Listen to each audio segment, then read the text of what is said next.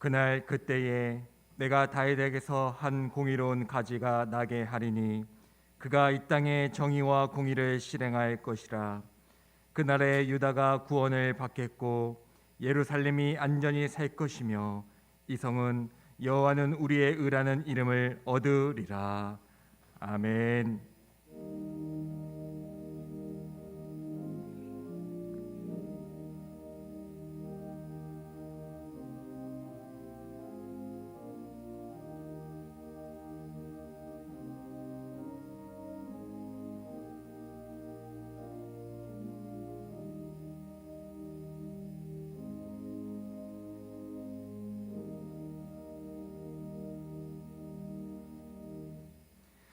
거룩하신 하나님, 하나님의 의로 우리를 깨끗해 하시고 주의 보좌 앞으로 나아오게 하심에 감사드립니다.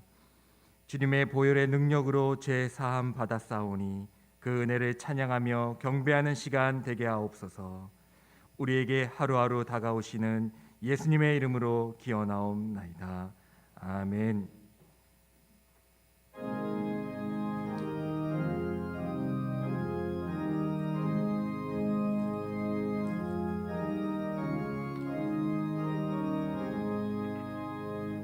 만복의 근원 하나님, 온 백성 찬송 드리고 저 천사여 찬송하세. 찬송 성부 성자 성령.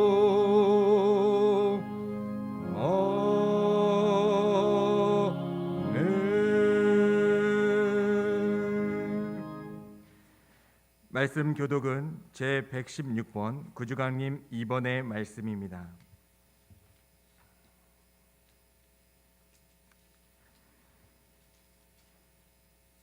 이새의 줄기에서 한 싹이 나며 그 뿌리에서 한 가지가 나서 결실할 것이요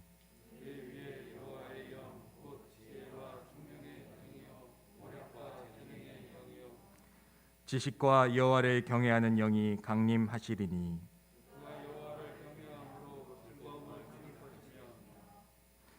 그의 눈에 보이는 대로 심판하지 아니하며 그의 귀에 들리는 대로 판단하지 아니하며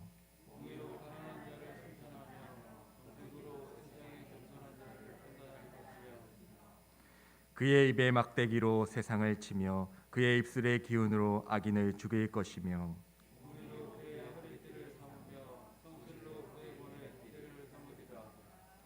그때에 이리가 어린 양과 함께 살며 표범이 어린 염소와 함께 누우며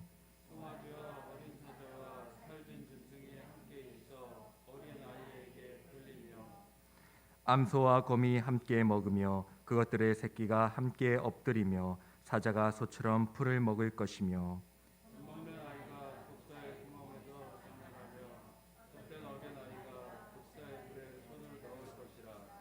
내 거룩한 산 모든 곳에서 해됨도 없고 상함도 없을 것이니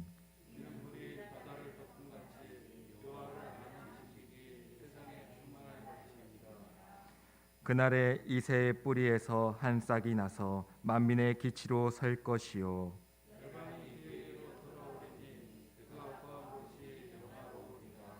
아멘.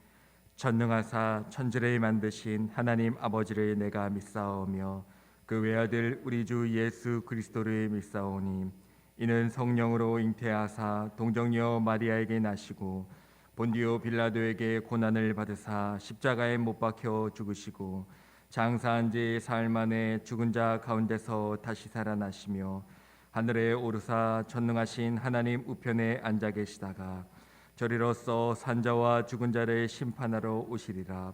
성령을 믿사오며 거룩한 공회와 성도가 서로 교통하는 것과 죄를 사하여 주시는 것과 몸이 다시 사는 것과 영원히 사는 것을 믿사옵나이다. 아멘.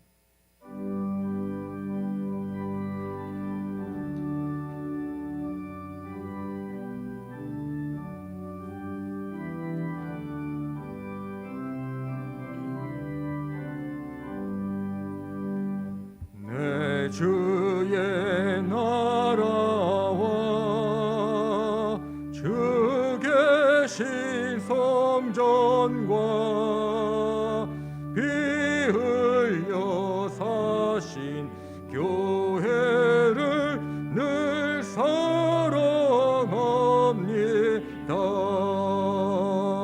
내 주의 교회는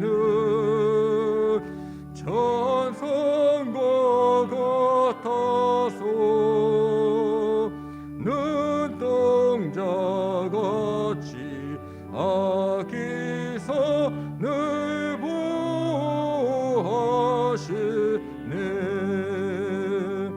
이 교회 위하여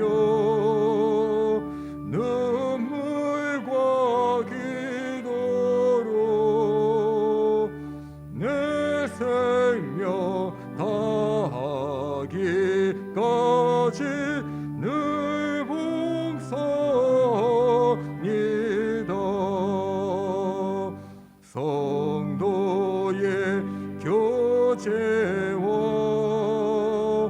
교회의 위로와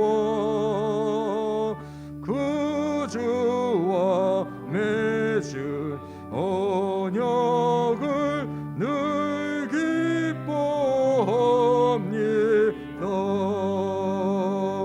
하늘의 영광과 베푸시는 은혜가 진리와 함께 영원히 시온에 넘치네.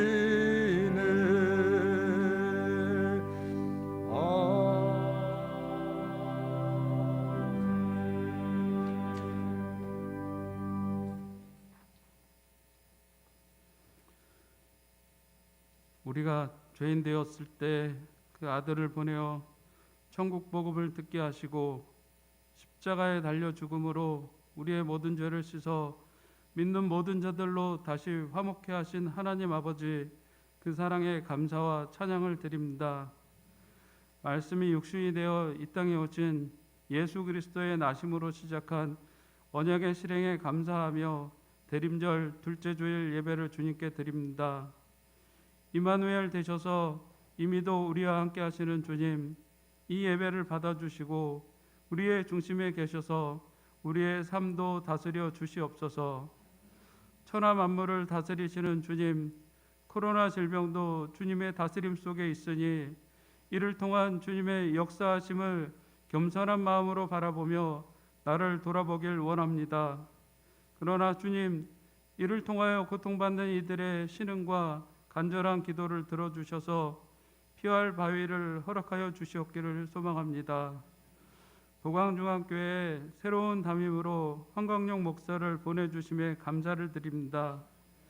지역 재개발과 재건축 그리고 산적한 많은 문제들이 있습니다. 그러나 목사님의 삶을 통하여 이미 동행하시고 보광중앙교회를 인도하셨던 주님이 그 너머의 비전을 보여주시고 걸음을 인도하여 주셔서 이 시대와 이 지역에서 마땅히 감당할 역할을 감당하는 주님의 몸된 교회를 섬기는데 부족함이 없도록 성령과 능력을 부어 주시옵소서. 코로나로 얼어붙은 선교 현장에 때를 기다리며 웅크린 씨앗같이 눈물로 기도하는 선교사들과 그 성도들을 기억하여 주셔서 주님의 때에 푸르게 다시 피어날 수 있도록 주님 기억하여 주시옵고 그들의 거처와 필요와 또 열린 문을 허락하여 주시옵소서. 우리의 다음 세대를 축복하시길 원합니다. 많은 좋은 것보다 무릇 주님의 말씀을 사랑하고 알아가며 이들이 성장하게 하여 주시옵소서. 주님의 말씀을 선포할 때 하나님의 말씀을 전하듯이 하고 듣는 이들도 그와 같이 아멘으로 화답하게 하여 주시옵소서. 이 모든 말씀을 예수님의 이름으로 기도드립니다. 아멘.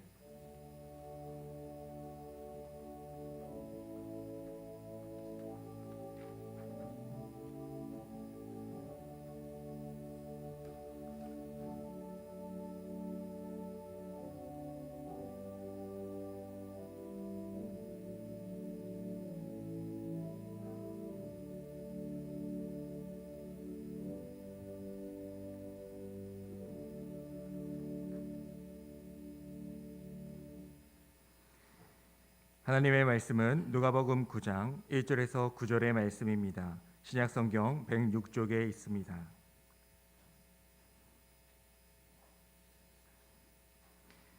누가복음 9장 1절에서 9절의 말씀을 이제 봉독하겠습니다. 예수께서 12 제자를 불러 모으사 모든 귀신을 제어하며 병을 고치는 능력과 권위를 주시고 하나님의 나라를 전파하며 앓는 자를 고치게 하려고 내보내시며 이르시되 여행을 위하여 아무것도 가지지 말라. 지팡이나 배낭이나 양식이나 돈이나 두 벌 옷을 가지지 말며 어느 집에 들어가든지 거기서 머물다가 거기서 떠나라. 누구든지 너희를 영접하지 아니하거든 그 성에서 떠날 때에 너희 발에서 먼지를 떨어버려 그들에게 증거를 삼으라 하시니 제자들이 나가 각 마을에 두루 다니며 곳곳에 복음을 전하며 병을 고치더라. 분봉왕 헤롯이 이 모든 일을 듣고 심히 당황하니 이는 어떤 사람은 요한이 죽은 자 가운데서 살아났다고도 하며 어떤 사람은 엘리야가 나타났다고도 하며 어떤 사람은 옛 선지자 한 사람이 다시 살아났다고도 함이라. 헤롯이 이르되 요한은 내가 목을 베었거늘 이제 이런 일이 들리니 이 사람이 누군가 하며 그를 보고자 하더라. 아멘. 이 시간 황인관 집사님의 특송이 있겠습니다.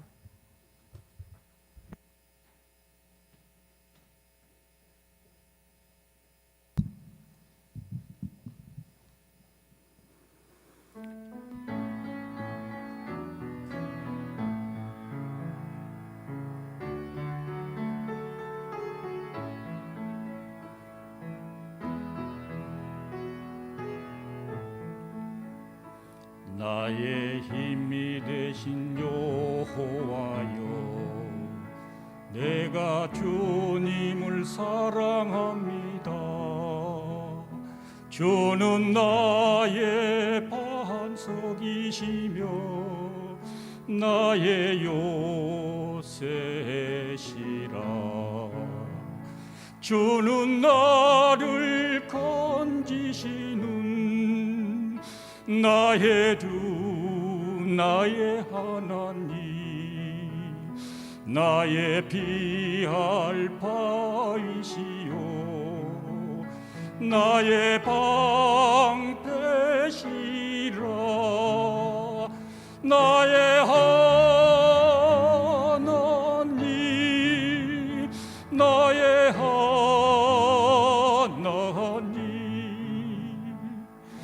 구원의 뿌리시요 나의 산성이라.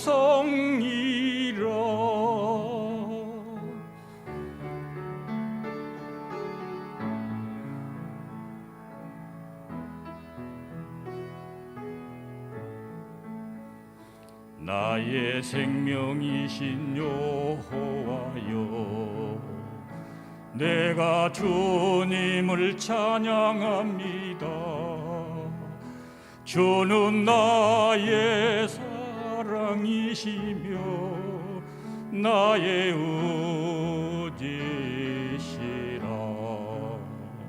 주는 나를 이끄시어 주의 길 인도하시며 나의 생의 목자 되시니 내가 따르리라. 나의 하나님, 나의 하나님, 생명의 면류관으로 내게 씌우소서.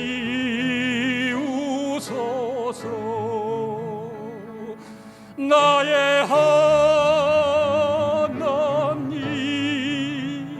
나의 하나님,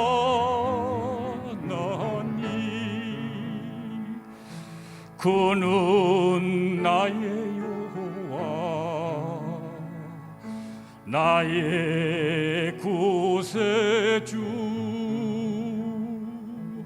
나의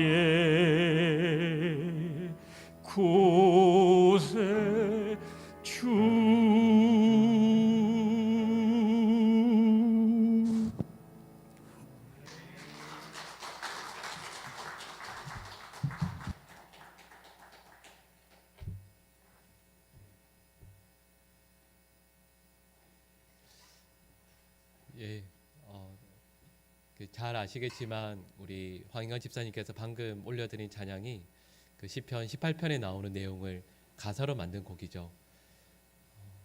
여긴 우리 모든 하나님의 백성들에게도 나의 힘이 되신 여호와 하나님을 사랑하는 귀한 은혜가 가득할 수 있기를, 그리고 정말 귀한 신앙의 고백으로 불러주신 우리 황 집사님과 삶에도 그 은혜가 가득할 수 있기를 간절히 축복합니다.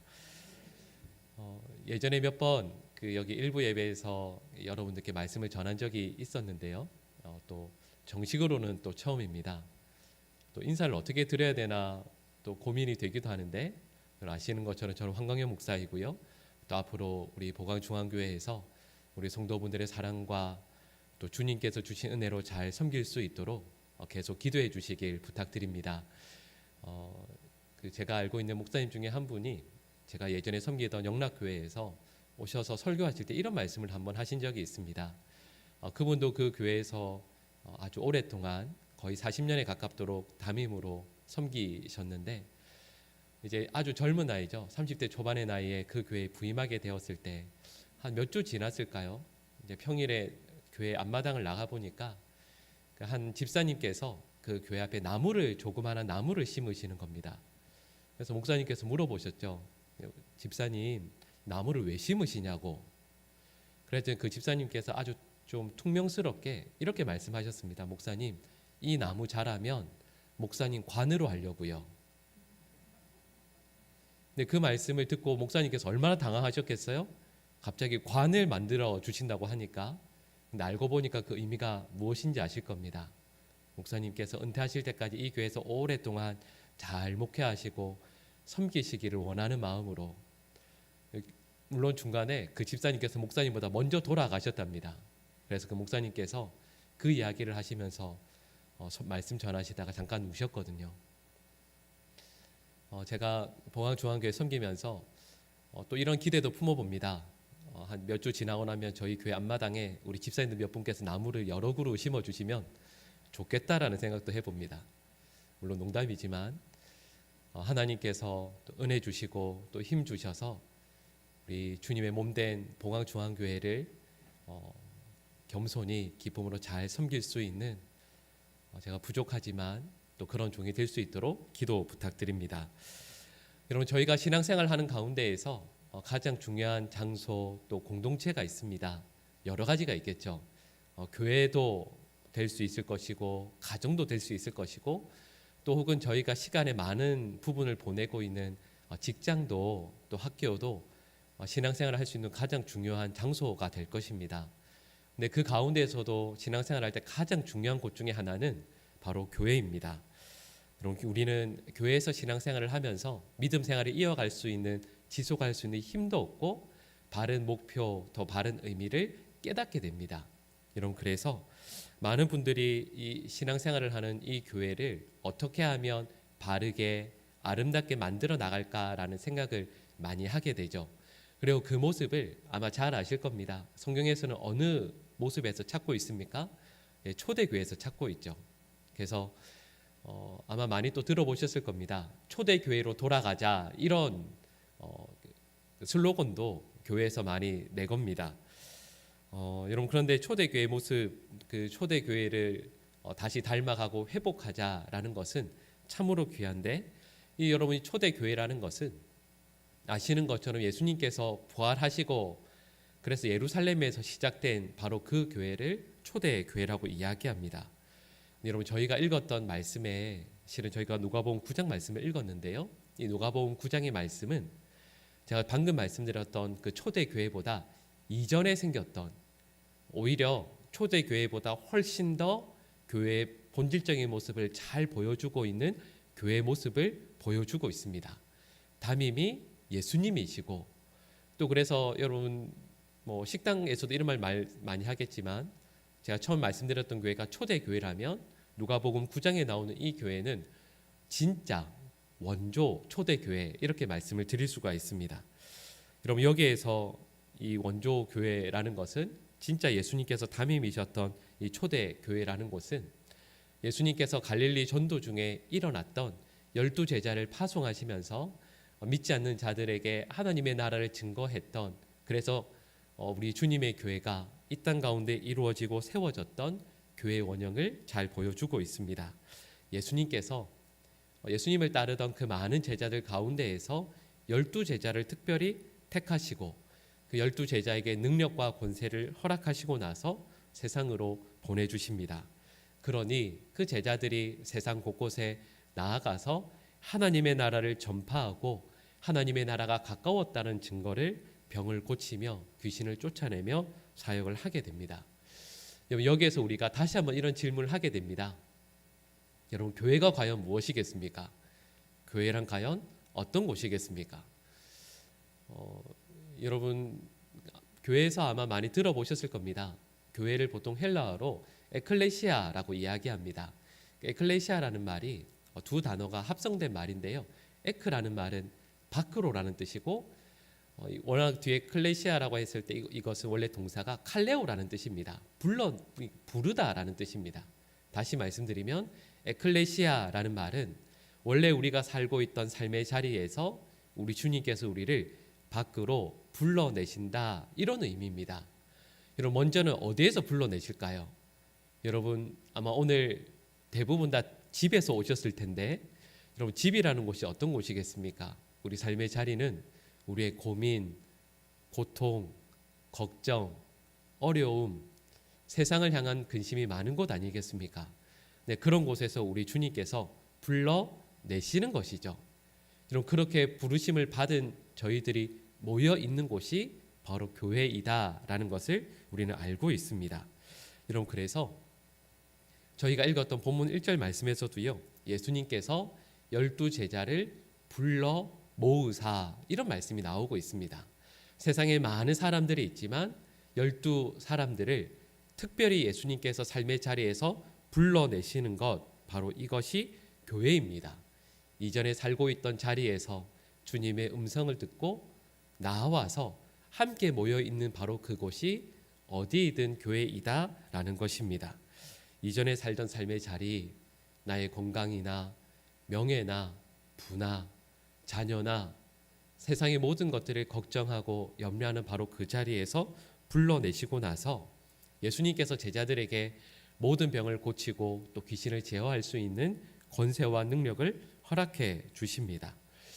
여러분, 여기에서 제가 방금 말씀드렸던 예수님께서 이런 권세와 능력을 허락해 주셨다는 말을 저희는 너무도 당연하게 받아들입니다. 실은 여러분, 여기에는 특별한 의미가 있습니다. 여러분, 아시는 것처럼 예수님께서 12제자를 파송하기 전에는 예수님께서 하나님의 능력을 힘입어서 병자를 고치고 귀신을 쫓아내셨습니다. 네, 그러다가 이제는 제자들에게 이런 능력을, 이런 권세를 허락해 주십니다. 자, 여러분, 근데 질문해 볼까요? 제자들이 이런 권세를, 능력을 받았을 때 이 권세와 이 능력이 제자들의 것이 되었습니까? 그렇지가 않습니다.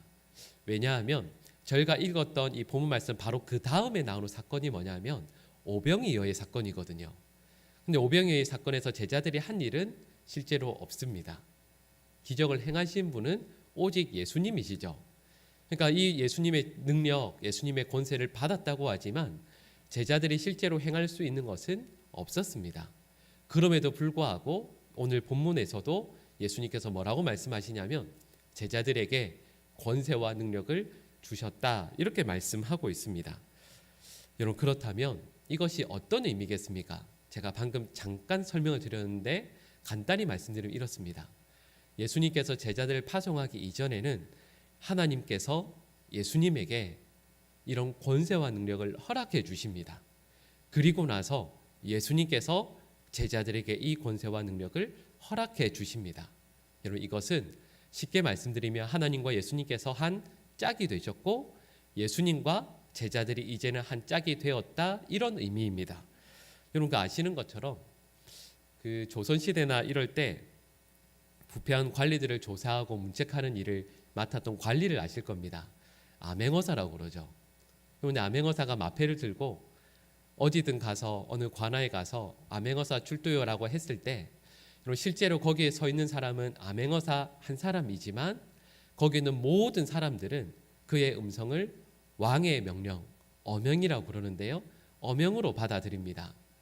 분명히 거기에는 암행어사가 서 있지만 그 암행어사와 짝을 이룬 그 왕의 명령으로 거기 있는 모든 사람들은 받아들이게 됩니다.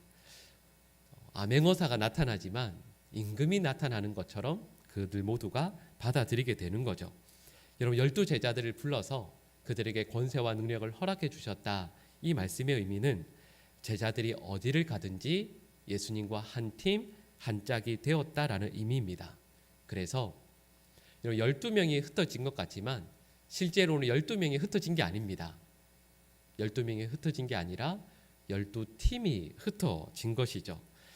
예수님과 마음을 하나로 합하고 예수님과 한 팀이 되어서 예수님을 바라보는 그 제자들을 통하여서 예수님께서 행하셨던 그 기적들이 그 땅 가운데 놀랍게 이루어지게 되는 겁니다. 그리고 방금 드렸던 이 말씀을 다시 한번 생각을 해보면 여러분 저도 그리고 여러분들도 이런 꿈을 꾸게 될 수 있기를 소망합니다. 여러분 생각해 볼까요?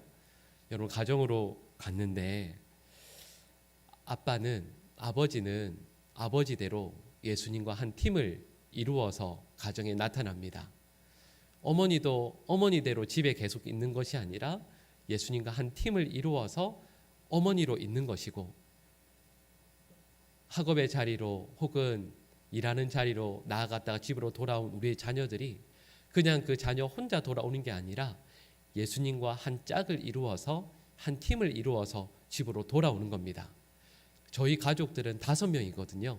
3자녀들이 있는데 저녁 때 저희 5명이 다 모였을 때 5명이 모인 게 아니라 마치 5팀이 각자가 예수님과 한 팀이 되어서 5팀이 모여서 쭉 앉아 있다고 생각해 보십시오. 여러분 그 자리가 얼마나 복되겠습니까?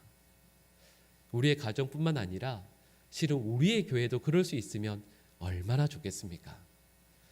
부서에서 회의를 하고 또 함께 예배를 드리고 섬길 때 우리 각자가 모인 것이 아니라 우리가 예수님과 한 짝, 한 팀이 되어서 여기에 예를 들면 몇십 분이 모여 있는데 실제로는 저희들만 있는 것이 아니라 예수님과 팔짱을 끼고 우리 각자가 예수님과 한 팀으로 여기 다 모여 있으면 그렇게 서로가 얼굴을 대하고 말씀을 나누고 교회를 섬길 수 있다면 여러분 그 자리가 바로 천국이 아니겠습니까? 바로 그 자리가 진짜 교회가 아니겠습니까? 그리고 그것이 저와 여러분들이 우리 보광중앙교회를 사랑하고 섬기면서 반드시 이루어내야 할 모습이 아니겠습니까? 예수님과 한 짝이 되어서요 저와 여러분들이 가는 곳곳마다 아름다운 교회가 이루어질 수 있게 되기를 간절히 축복합니다. 여러분 그래서 히브리서 12장 2절 말씀을 너무 잘 아실 겁니다. 믿음의 주요 온전케 하시는 이인 예수님을 바라보자.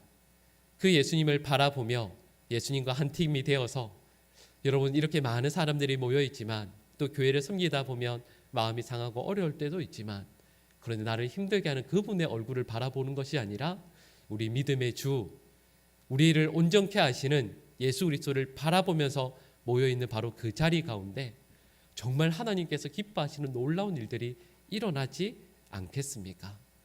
그런 우리 교회 될 수 있기를 간절히 소망합니다. 여러분 이렇게요 12명의 제자들이 그냥 단독으로 흩어진 것이 아니라 예수님과 한 짝을 이루어서 흩어져서 움직이며 활동하고 사역하며 주님께 쓰임받게 될 때 세상의 사람들이 그들을 바라보면서 하게 되는 반응들이 있습니다. 분명히 12를 보냈습니다. 12팀이 되어서 그 제자들이 각 마을에 두루 다니면서 복음을 전하고 병을 고치게 됩니다. 근데 이걸 세상 사람들이 보지 않겠습니까? 그러면서 그 반응이 7절에서 9절 말씀이 나오는데요. 7절에 보면 이 분봉왕 헤롯이 제자들의 사역에 대해서 듣고 심히 당황합니다. 그리고 이런 일이 들린다라는 것은 여러분 지금과 그 시대가 다르지 않겠습니까? 소식이 퍼지는 게 참 오래 걸렸을 텐데 그럼에도 불구하고 온 유대 사회가 발칵 뒤집혔다라는 의미는 12명의 제자들이 유대 곳곳에 한 곳뿐만 아니라 온 곳곳에 흩어져서 복음을 전하고 그곳에서 놀라운 역사들이 일어났다라는 것을 의미합니다. 그래서 말 그대로 이 유대 사회가 발칵 뒤집히게 됩니다.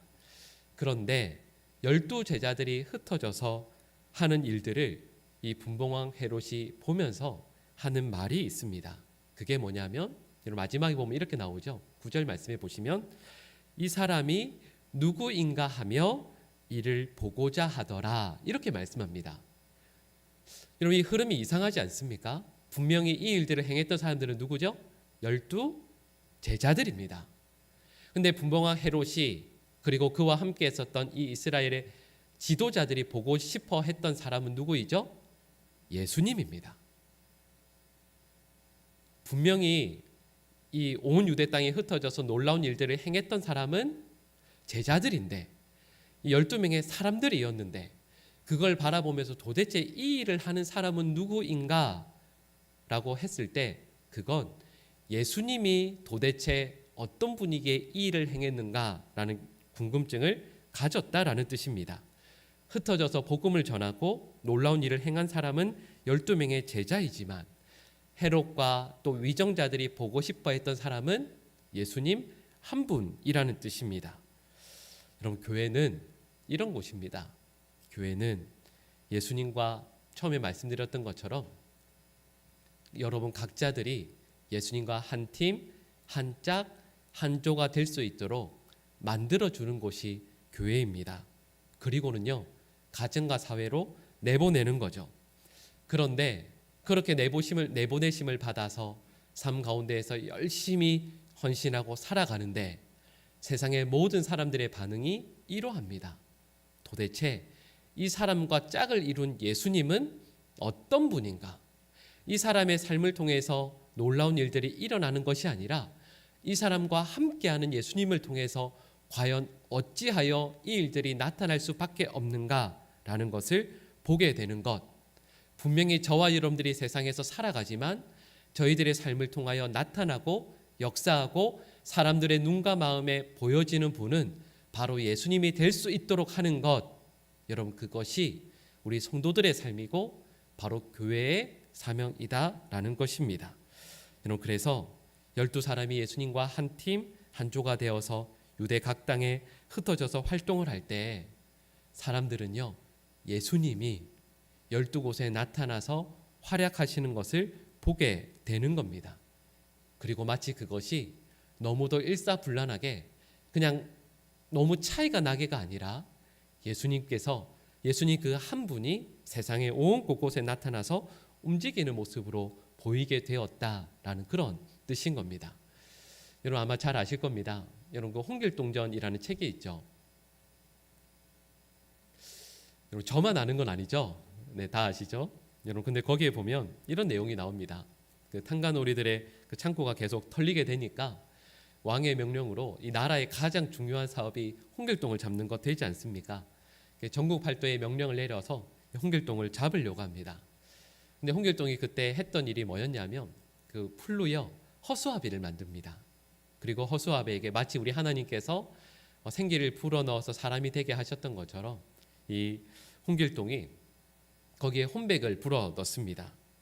그리고 나서 그 허수아비가 그 다음부터요 홍길동 혼자서 활약하는 것이 아니라 그 허수아비 수십 개가 온 나라 곳곳에 일어나서 마치 홍길동인 것처럼 지금까지 홍길동이 해왔던 일들을 행하게 됩니다.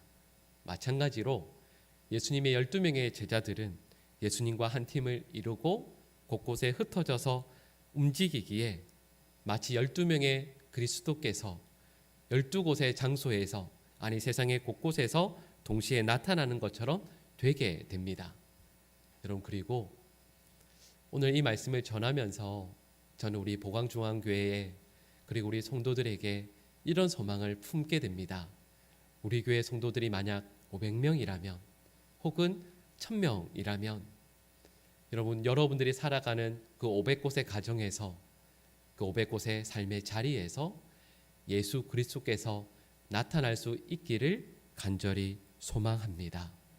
여러분 이걸 세상 사람들이 볼 수 있도록 하는 것, 여러분 이게 바로 교회가 할 일입니다. 예수님께서 분명히 한 분으로 알고 있었는데 보강중앙교회 성도들이 나아가서 살아가는 곳곳마다 그곳이 500곳이든 1000곳이든 예수님께서 살아 역사하시는 것을 바라보게 되는 것, 여러분 그리고 이를 위해서 격려하고 가르치고 새 힘을 더해주는 곳이 바로 교회, 바로 우리 교회라는 것입니다. 여러분 아시는 것처럼 안디옥 교회에서 처음 그 성도들에게 그리스도인이라는 별명이 붙게 됩니다. 여러분 그리스도인 이 말이 어떤 의미입니까? 작은 그리스도 혹은 그리스도의 사람 이런 의미 아니겠습니까? 예루살렘 교회가 핍박을 받습니다. 그래서 핍박을 받아서 모든 성도들이 가까운 곳뿐만 아니라 저 멀리까지 다 흩어지게 되죠. 근데 그 가운데에서 안디옥에 흩어졌던 성도들이 있었습니다. 여러분 혹시 그런 경험이 있으신지 모르겠습니다. 삶의 자리에서 갑자기 예기치 못하게 쫓겨나가게 되었다면 여러분 거기에서 우리가 무엇을 해야 되겠습니까? 빨리 살 집 구해야죠. 직장 구해야죠. 아이들 다닐 수 있는 학교 빨리 알아봐야 되지 않겠습니까? 그런데 이 안디옥 교회 성도들은 말씀드렸던 이런 것들을 우선시하지 않았습니다. 그분들은 쫓겨났지만 그들의 손에 쥔 것이 아무것도 없지만 그분들은 먼저 예수님을 전했습니다. 예수님처럼 살고자 했습니다. 예수님을 더 사랑하기를 원했습니다. 그랬더니 그 곁에 있는 모든 사람들이 그들의 삶을 보면서 무엇을 보냐면 예수 그리스도를 보는 겁니다. 그러면서 이렇게 말하는 거죠.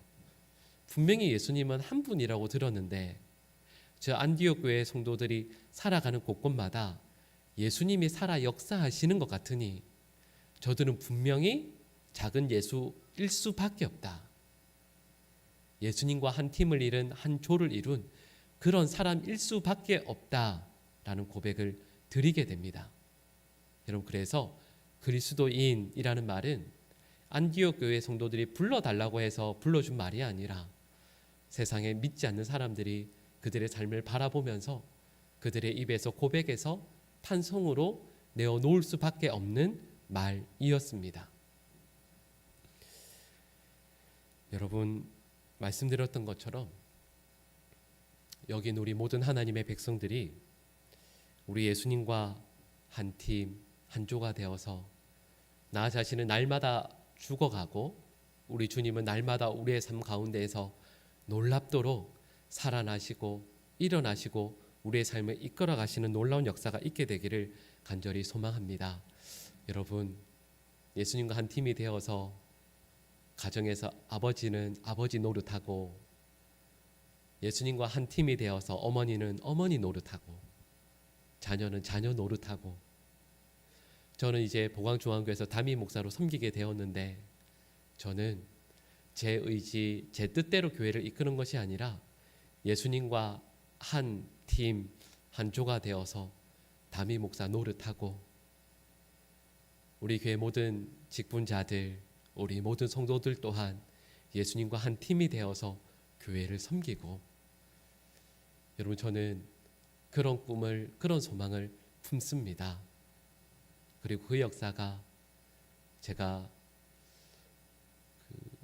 우리 혹시 집사님들이 나무를 심어서 그 관에 들어가는 그게 아니고 그건 농담이지만 하나님께서 보광중앙교회를 섬기는 그 시간을 허락해 주시는 그 날까지 이를 위해서 저는 기도하면서 헌신하겠습니다. 우리 성도분들께서도 이를 위해서 함께 기도해 주시고 함께 동력해 주시고 그래서 여러분들이 가는 곳곳마다 여기 우리 수십 분의 성도분들이 계신데 여러분들께서 계신 그리고 흩어지시는 곳들마다 우리 주님께서 살아 역사하심을 세상의 모든 사람들이 보고 하나님 앞에 찬양하는 놀라운 역사가 일어날 수 있게 되기를 간절히 축복합니다. 기도하겠습니다. 사랑하는 하나님, 우리 주님을 가까이하여 주님과 아름다운 한 팀을 이루어내기를 소망합니다. 그래서 저희들이 살아가고 소명을 감당하는 모든 곳들마다 예수님의 역사가 이루어지며 나타나게 하여 주시옵소서. 혹시 예수님과의 팀워크 관계가 흐트러진다 할지라도 우리 사랑하는 교회 나와 함께 예배하며 신앙의 교제를 나눌 때 새 힘을 얻을 수 있는 또한 우리 보광중앙교회 공동체 되게 하여 주시옵소서.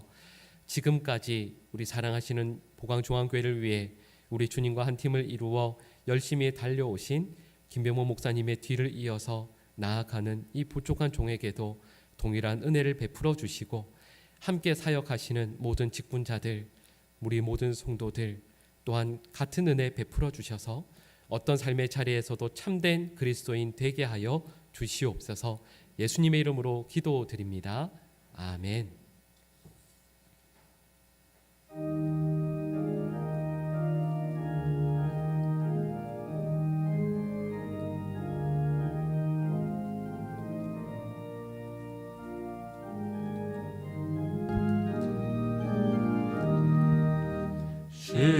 시온성과 같은 교회 그의 영광 한없다.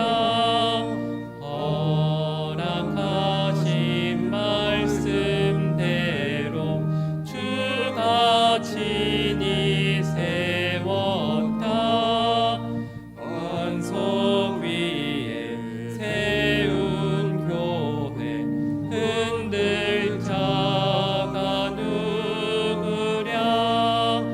모든 원수의 워사도 아무 근심 없도다. 생명샘이 솟아나와 모든 성도 마시니 언제든지 흘러넘쳐 부족함이 없도다. 이런 물이 흘러가니 목마를 자 누구랴. 주의 은혜 풍족하여 넘치고도 넘친다. 함께 일어나시겠습니다. 주의 은혜 내가 받아 시온 백성 되는 때 세상 사람 비방해도 주를 찬송하리라. 세상 못된 모든 영광 아침 안개 같으나 주의 자녀 아들 복은 영원 무궁하도다.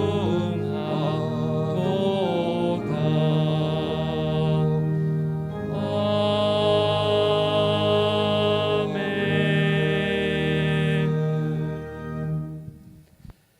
사랑의 하나님 아버지, 은혜를 감사드립니다.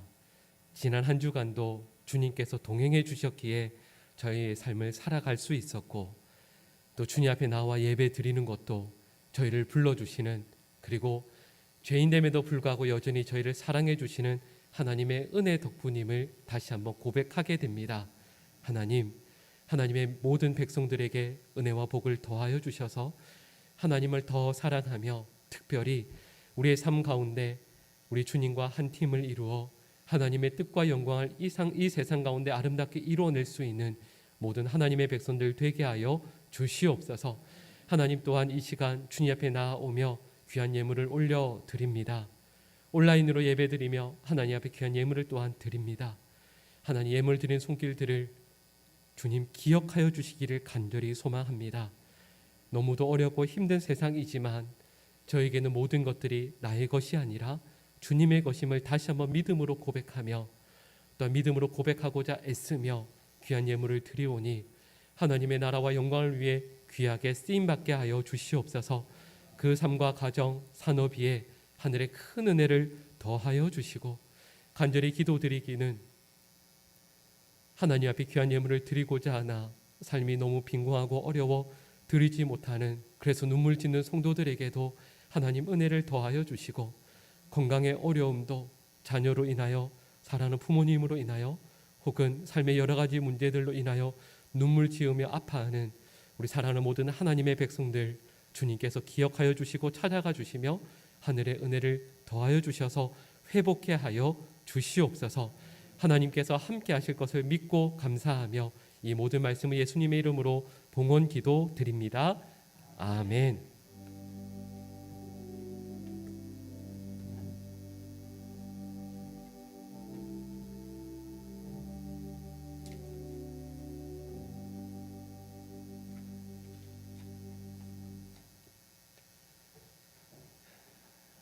네, 교회 소식을 전합니다. 네, 오늘은 대림절 두 번째 주일이고요. 또 계속해서 대림절 우리 주님께서 다시 오는 그날을 기다리는 주간을 보내고 있습니다. 또 믿음으로 기도하시면서 또 신실하게, 그리고 우리 주님께서 주시는 기쁨으로 또 이 한 주도 살아가시며 승리하시기를 소망합니다. 주보에 있는 것처럼 주보에는 내용이 잠깐 바뀌었는데요. 정부 방역 지침 일상 회복 1단계라고 되어 있는데 이번 주간은 정부 방역 지침 특별 방역 대책 기간으로 변경되었습니다. 그러나 실제로 그 내용은 동일합니다. 수용 인원은 동일하게 50% 본당에서 참여가 가능하고, 또 주일 예배뿐만 아니라 새벽 기도회 또 수요 기도회도 대면 예배로 드리게 됩니다. 참석하실 수 있는 분들은 많이 참석하셔서 예배 은혜를 나누시고, 또 혹시 어려우신 분들은 또 온라인으로 꼭 예배에 참석하셔서 은혜 나누시기를 바랍니다. 그 새신자 초청 예배가 오늘 3부 예배 시에 순서에 있습니다. 그리고 오늘 3부 예배 후에 교육관 2층 배대실에서 정책당회가 있습니다. 그리고 12월 26일 주일에 유아 세례식이 예정되어 있습니다. 아시는 것처럼 총회에서 정한 그 법은 만 2세 이하로만 유아 세례를 받으실 수가 있습니다. 네, 코로나로 인해서 유아 세례를 받지 못한 가정들이 많이 있어서 한시적으로 총회에서 그 기간이 좀 넘더라도 유아 세례를 받을 수 있도록 정하고 있습니다. 혹시 여기에 해당되시는 분들은 우리 사무실로 교육자분들에게 문의해 주시면 말씀드리도록 하겠습니다. 그 교회 출석 군 장병들에게 성탄절 선물을 보내려고 하고 있습니다. 우리 자녀들의 주소를 오늘까지 사무실로 알려주시면 선물을 보내도록 하겠습니다. 김우영 집사님께서 쓰신 히즈스토리 그 책을 교회에서 판매하고 있습니다. 정가가 25,000원인데요. 무려 많이 할인해서 10,000원에 교회에서 사실 수가 있습니다. 저도 한 권 받아서 이렇게 읽고 있는데 우리 성도분들에게 참 많은 유익이 될 것 같습니다. 가능하신 분들은 책을 구입하셔서 읽으시고 신앙생활에 유익이 되시면 좋겠습니다. 우리 강단 꽃꽂이 기념 신청 받습니다. 비치된 표에 이름을 적어주시면 좋겠고요. 또 생명의 삶 정기구독 원하시는 분들도 사무실로 신청해 주시면 감사하겠습니다.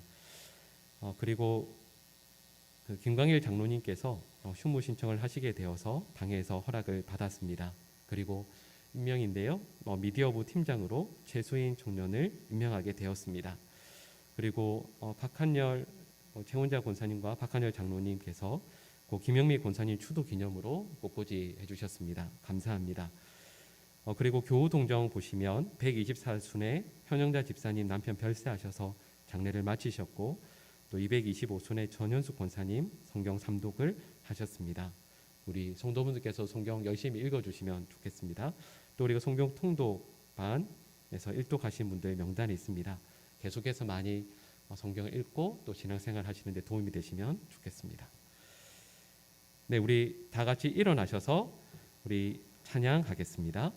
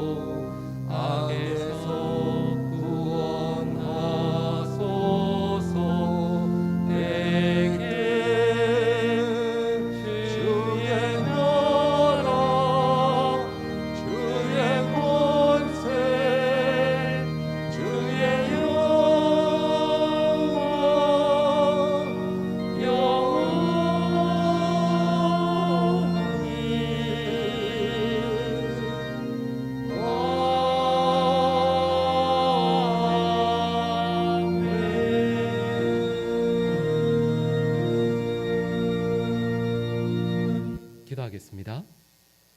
우리 구주 예수 그리스도의 크신 은혜와 하나님 아버지의 극진하신 사랑하심과 성령 하나님의 교통하심과 함께하심의 역사가 우리 주님과 한 짝을 이루어 이 땅 가운데 아름다운 주님의 역사를 이루어내길 소망하며 다짐하는 사랑하는 모든 주의 백성들과 그 가정과 삶의 자리들 위해 모든 선교 현장들 위해 지금부터 영원히 함께하옵시기를 간절히 축원하옵나이다.